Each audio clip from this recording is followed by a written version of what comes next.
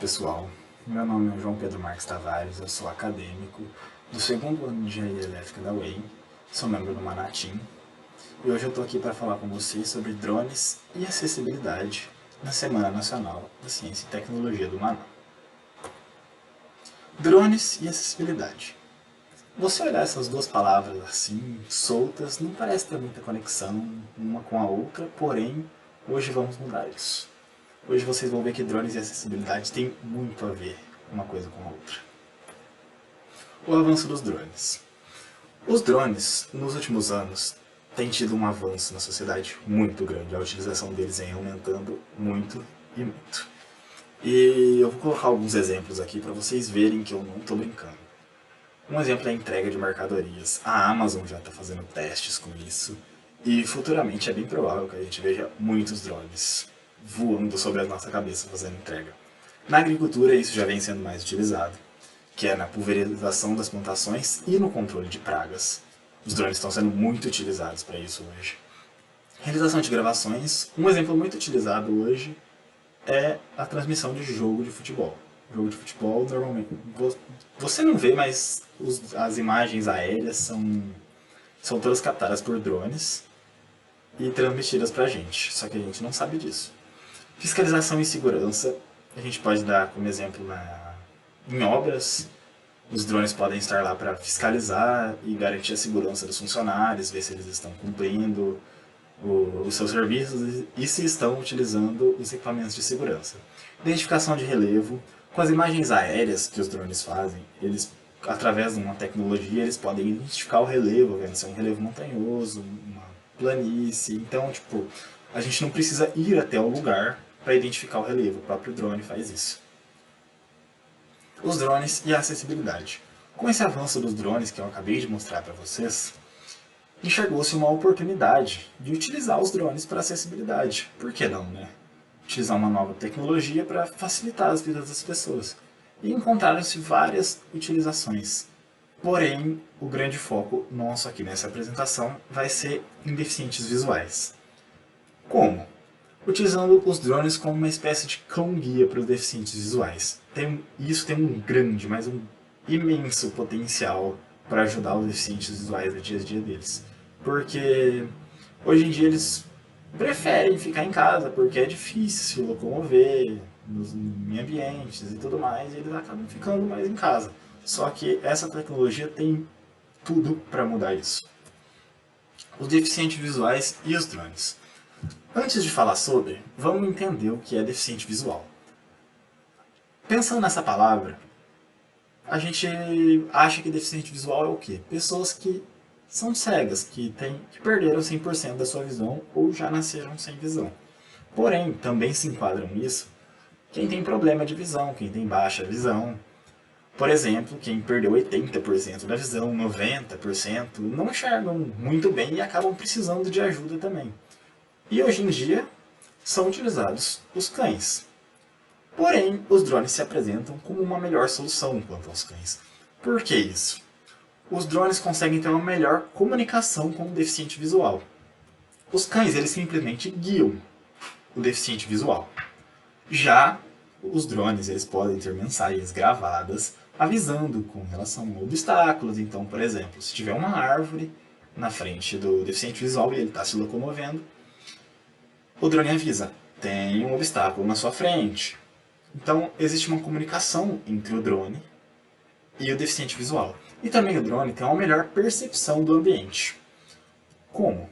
O drone voa, então, consequentemente, ele enxerga melhor o ambiente e também, através de câmeras, o drone pode identificar o ambiente em 360 graus, ou seja, ele pode ver na frente, atrás, dos lados. Então, isso também melhora a percepção do ambiente, garantindo a segurança do deficiente visual. Existem vários trabalhos existentes, eu trouxe aqui o exemplo de dois que eu achei muito interessante. Porém, existem vários, com diversas metodologias. O primeiro aí, que está na figura 1, é um trabalho do Ávila, que ele utiliza o deficiente visual seguindo o drone pelo som. Ou seja, ele escuta o som do drone e segue na direção.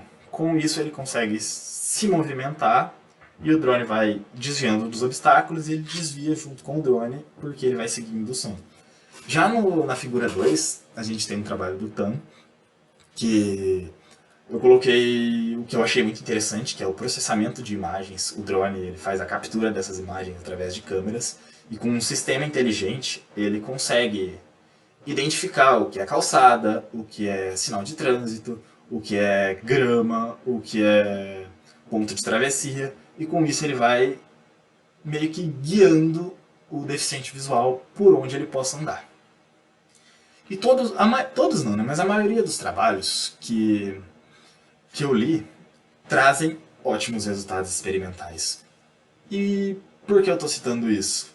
O que prova que essa é uma tecnologia que pode ser implementada se a gente aprimorar ela. Então, aprimorando essa tecnologia, futuramente teremos drones como cão-guias para os deficientes visuais. A nossa proposta do Maná é utilizar um drone equipado com sensores e câmeras que são capazes de identificar obstáculos como pessoas, árvores, pontos de travessia também, porque é muito importante para garantir a segurança, e identificação de relevo, porque isso pode, por exemplo, uma escada causar uma queda, porque o deficiente visual não vai conseguir identificar isso. E como vai funcionar? Ele vai ter um sistema inteligente, equipado nas câmeras, capaz de identificar isso, e ele vai estar conectado ao celular. Por que ao celular? Porque hoje em dia os celulares são praticamente computadores, né? O processamento deles é muito rápido. E para melhorar a comunicação do celular e o drone, a gente vai fazer tudo isso em um serviço em nuvem, para que a comunicação seja melhor. E o celular vai enviar mensagens de áudio para o deficiente visual. Ou seja, se tiver um obstáculo, o celular consegue avisar. Ele manda uma mensagem, por exemplo, falando o seguinte: existe um obstáculo na sua frente, vá um pouco para a esquerda. Também pode ser utilizado um fone para que melhore o som, né, que o deficiente visual está ouvindo. Ele pode ouvir de melhor maneira e ele entender melhor as mensagens. Porém, também funciona sem o fone. Quais os benefícios dessa tecnologia que a gente está tentando propor? Uma melhor comunicação, como eu já citei, entre o guia e o deficiente, porque hoje em dia são utilizados cães, e o drone tem uma melhor comunicação com o deficiente visual, como eu já citei também, a maior identificação do ambiente, para que identifique mais os obstáculos. Vai facilitar a prática de exercícios físicos também. Tudo bem que os cães já permitem, por exemplo, que os deficientes visuais caminhem. Porém, com essa melhor comunicação e o que eu já citei também, a maior identificação do ambiente, consequentemente, o deficiente visual vai sair mais de casa, porque ele vai ter uma tecnologia ajudando ele ali.